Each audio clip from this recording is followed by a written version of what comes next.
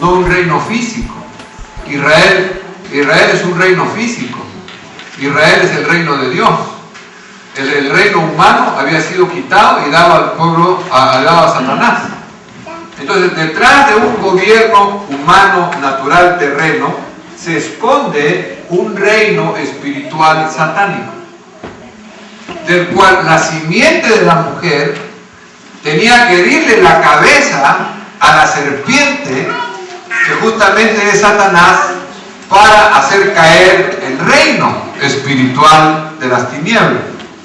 Entonces, Israel nunca entendió de que la simiente que venía era una simiente para destruir el reino satánico, el reino que había sido usurpado, quitado del poder de Adán.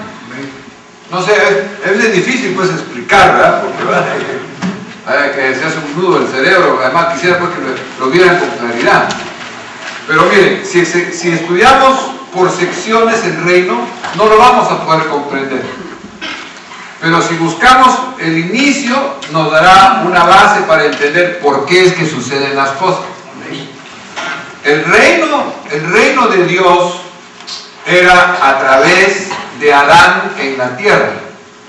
Entonces, Dios hace un hombre a su imagen, lo autoriza y lo capacita para que este hombre gobierne el mundo animal. Gobierna sobre los peces, sobre las aves, sobre los animales, etc. Ahora, ese gobierno, ese reino de Adán sobre los animales, no era más que una extensión del reino de Dios en la tierra, como un virrey, pues, ¿no? Ok.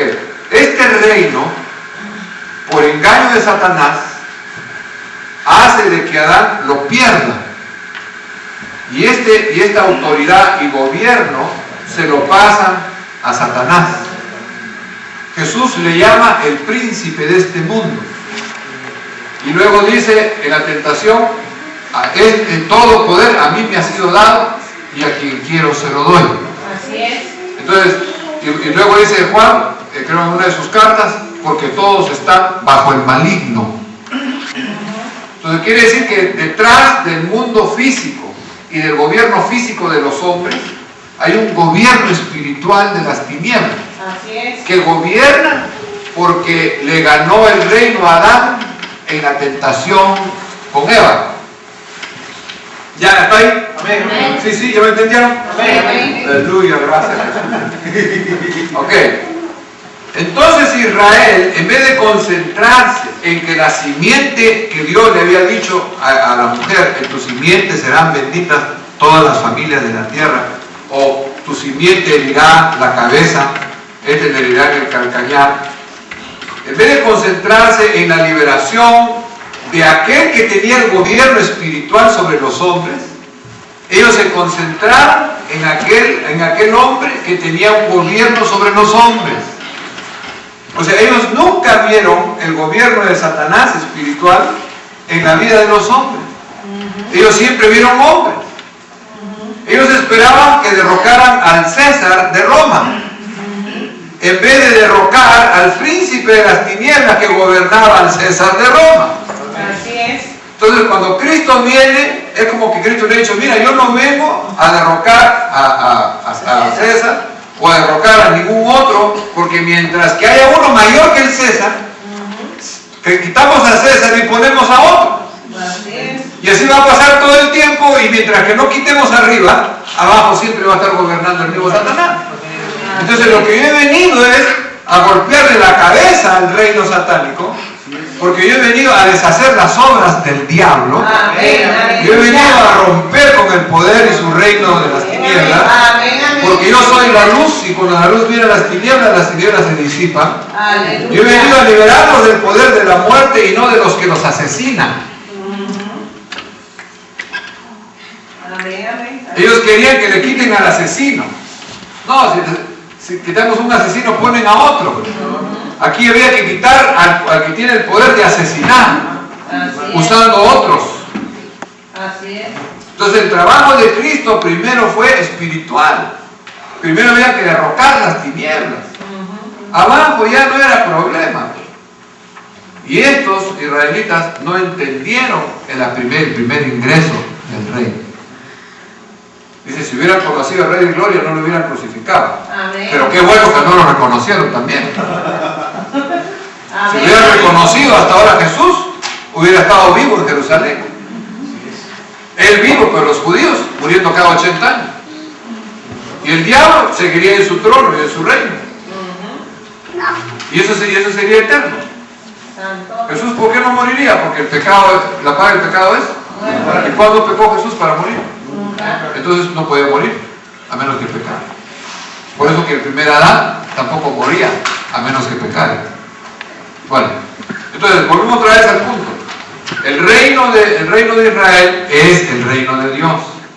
Ellos no entendieron que el reino de Dios es un reino espiritual que se manifiesta a través de los hombres. Ellos llegaron a convencerse de que el reino de los hombres es una cosa y que Jehová, Rey de Israel, es otra cosa. Entonces, cuando Dios mandó al ungido, al Hijo, no lo pudieron reconocer. Entonces Jesús le dijo, ustedes buscan la vida analizando la ley y los profetas. Y la ley y los profetas hablan de mí. Amén. Y hoy estoy aquí y no me reconocen. Ustedes han creído que encuentran la vida eterna analizando escritura. No es analizando escritura, es creyéndola. Amén. Y si la escritura habla de mí, aquí estoy, créanme.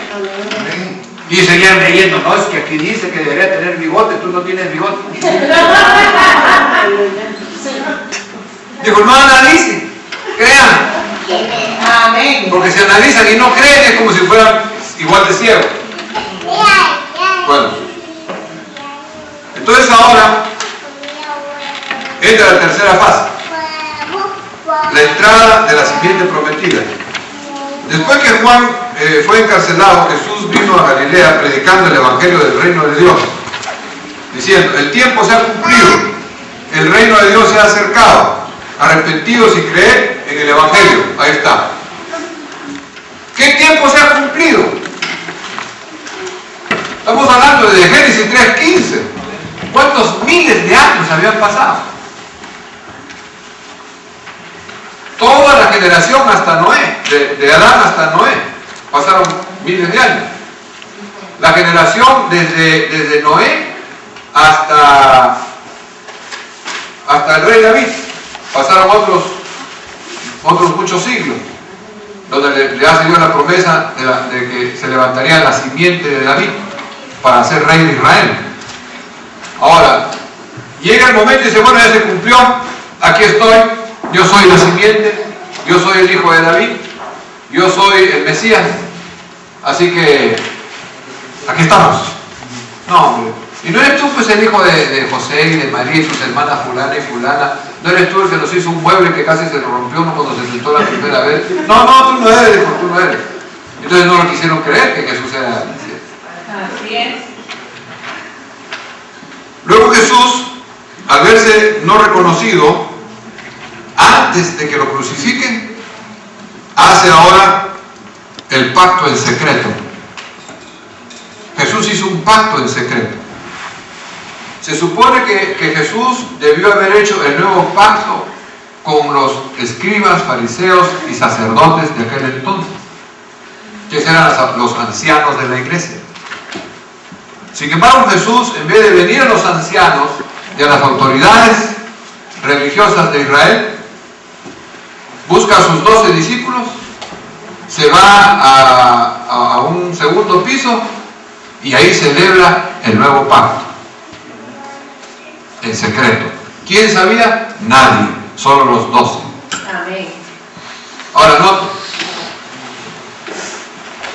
cuando hace el pacto en la sangre para perdón y en el cuerpo para resurrección y sanidad,